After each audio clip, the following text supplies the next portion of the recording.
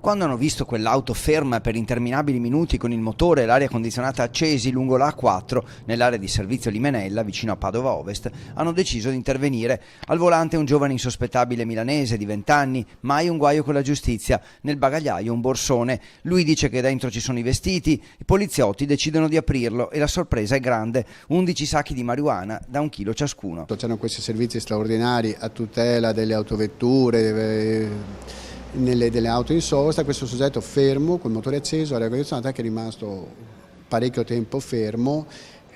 Inizialmente pensavamo che attendesse qualcuno che uscisse dall'autogrill magari di corsa, invece poi, non succedendo niente, abbiamo deciso di controllarlo e abbiamo avuto la sorpresa nel bagagliaio. Grazie al navigatore dell'auto a noleggio e alcune chiavi trovate, gli investigatori arrivano ad un garage di Milano dove trovano altri 3 kg di marijuana e 25 di hashish, in totale quasi 40 kg di droga che sul mercato padovano potevano valere circa 300.000 euro. E nel garage a Milano abbiamo trovato, oltre a tutto l'altro stupefacente, abbiamo trovato anche tutto il materiale per confezionamento, quindi anche centinaia di sacchetti identici a quelli in cui era custodito lo stupefacente qui a Padova, il materiale per termosaldare i sacchetti, bilancini di precisione, c'era tutto il necessario per il perfetto spacciatore. Di certo il giovane stava aspettando qualcuno, forse l'acquirente che doveva poi rifornire le piazze padovane per l'estate, una nuova sfida per la città.